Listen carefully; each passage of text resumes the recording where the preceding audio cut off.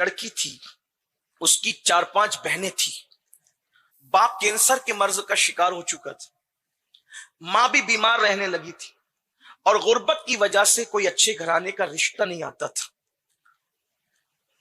بڑی بیٹی نے بہت غور کیا کہ ہم خوبصورت اور حسین اور جمیل ہونے کے بعد بھی ہمارے گھروں کو اچھے رشتے نہیں آتے، کیونکہ لوگ تو اب دولت کے سودائی ہیں، لوگ پجاری ہے جہیز اور نفس اور مال و دولت کے۔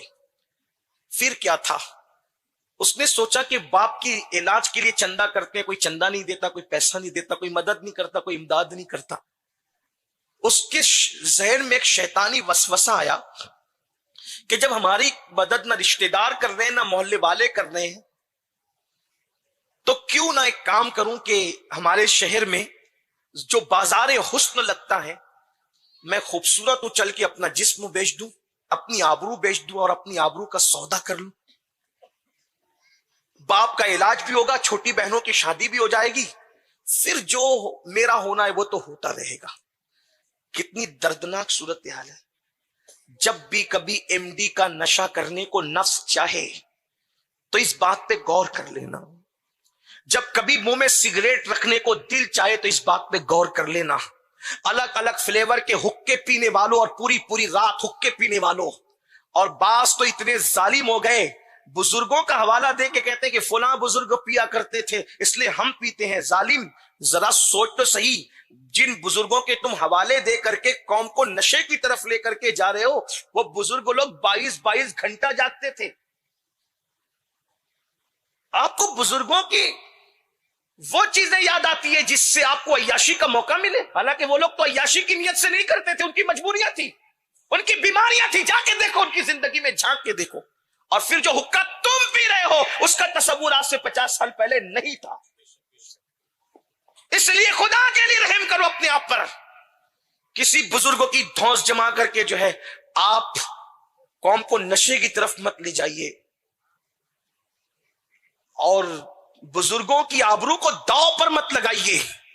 اس لڑکی نے منصوبہ بنایا، جب کوئی مدد نہیں کر رہا ہے تو میں اپنی آبرو کو بیچ دوں گی۔ سوچو کتنی دردناک صورتحال ہے، اور یہ بات کو محسوس کرو بھیونڈی والوں، جس وقت رسول اللہ کی امت کی کوئی بیٹی غربت کی مجبوری اور حالات سے لاچار ہو کر اپنی آبرو کا سودا کرتی ہوگی، تو اس وقت گنبد خضرا میں مصطفیٰ جان رحمت کے دل پر کیا گزرتی ہوگی، حضور کے قلب اطہر کی کیفیت کیا ہوتی ہوگی، کبھی محسوس نہ کرو۔ اس لیے کہ کوئی باپ اپنی بیٹی سے اتنا پیار نہیں کر سکتا جتنا مصطفیٰ جان رحمت اپنی امت سے پیار کرتے، اپنی امت سے محبت کرتے۔ لوگوں کو اٹھانے کی کوشش کرو، لوگوں کی مدد کرنے کی کوشش کرو، لوگوں کے کام آنے کی کوشش کرو۔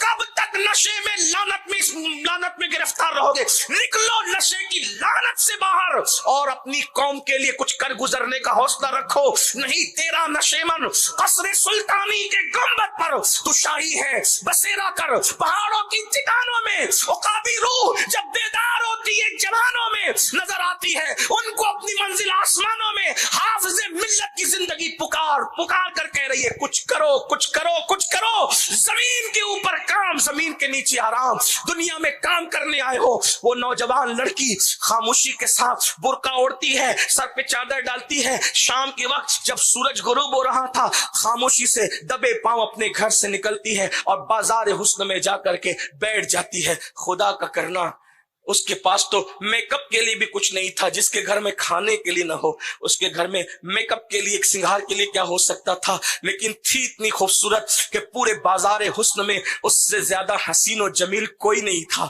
مگر خدا کی شان، جو بھی مالدار سے مالدار آتا اس کے قریب پہنچتا، اچانک نظریں جھک جاتی، گردن جھک جاتی، آگے بڑھ جاتا۔ جب کوئی آتا اترتا سواری سے، اس کے دل کی دھڑکنیں تیز ہوتی، یہ لے جائے گا یہ لے جائے گا، لیکن جو آتا آگے بڑھتا, کوئی اس کو دیکھتا بھی نہیں, کوئی اس کی طرف نظر بھی نہیں اٹھاتا. جیسے آتا ایسا لگتا جیسے کوئی اس کی گردن موڑ دیتا ہو, جس کی آنکھیں جھکا دیتا ہو. ہر بندہ آتا رہا جاتا رہا, یہاں تک کہ شام کے وقت سجنے والی حسن کی منڈی نصف شب آنے تک اور رات کی زلفیں کمر تک ڈھلکنے سے پہلے پہلے وہ پوری منڈی حسن کی خالی ہو گئی. آنے والے گاہک بھی آئے, لے جانے والوں کو لے کر بھی گئے. یہ لڑکی وہاں بیٹھی رہی. ادھر آدھی رات کو گھر میں کوہرام مچائے, بوڑھا باپ اور بیمار ماں اپنی بچیوں سے پوچھتے تیری بہن کہاں ہے, تیری بہن کہاں ہے. اس لیے کہ غریبوں کے پاس شرافت اور خودداری ہی تو ہوتی ہے. ان دو چیزوں کے علاوہ اور ہوتا کیا ہے؟ اگر شرافت اور خودداری بھی ختم ہو جائے تو غریبوں کے پاس بچ کیا جاتا ہے؟ سوائے بھکاری بننے کے, سوائے فقیر بننے کے, سوائے ہاتھ پھیلانے کے, سوائے بے غیرتی کے. اللہ اکبر.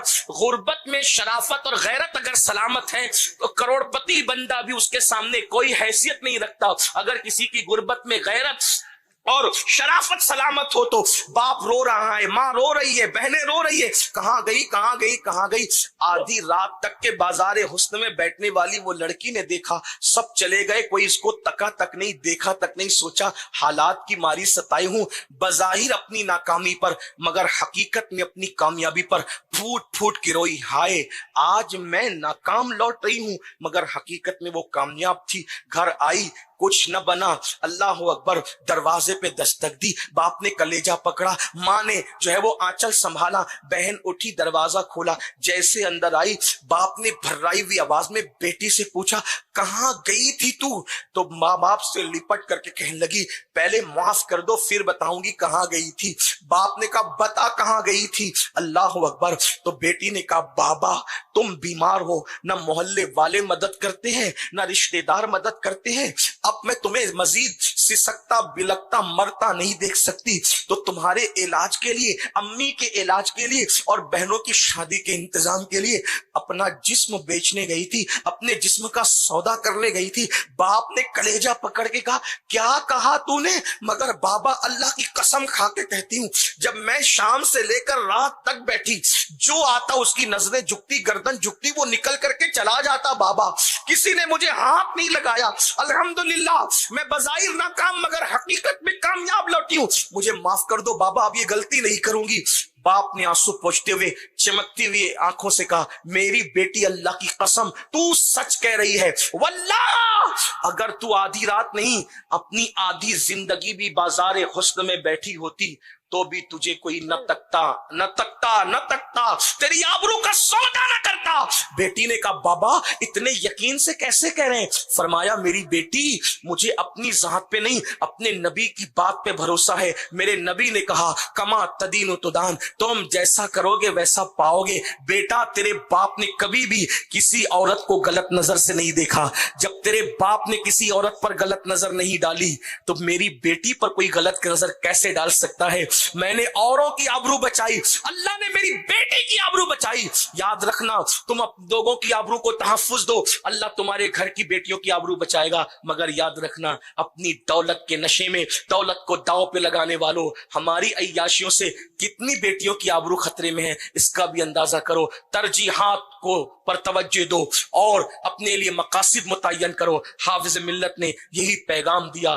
دنیا کے بہترین لوگ وہ ہیں جو اپنے لیے نہیں جیتے, اپنی قوم کے لیے جیتے. اگر حافظ ملت بھی اپنے لیے امامت کرتے اور مدرسے کے تدریس کے کام انجام دیتے تو شاید اتنا بڑا مجمع اس مرد کلندر کے نام پہ جمع نہ ہوتا. یہ مجمع بتا رہا ہے اور اس طرح کی دنیا بھر میں محفلیں منعقد ہو رہی ہوگی اور یہ لوگوں کی عقیدتیں بتا رہی ہے. جو اللہ کے لیے جیتے ہیں وہ مرنے کے بعد بھی زندہ رہتے ہیں, محفلوں میں, زبانوں میں, بیانوں میں, اور انشاءاللہ جب تک چاند سورج نکلتے ڈوبتے رہیں گے حافظ ملت کا نام زندہ رہے گا. اس لیے کہ میرے آقا نے فرمایا جو علم کے حوالے سے زندگی پاتا ہے وہ ہمیشہ زندہ رہتا ہے. کیوں؟ اس لیے کہ اسلام کی حیات علم ہے. اللہ تعالیٰ ہم سب کو توفیق دے.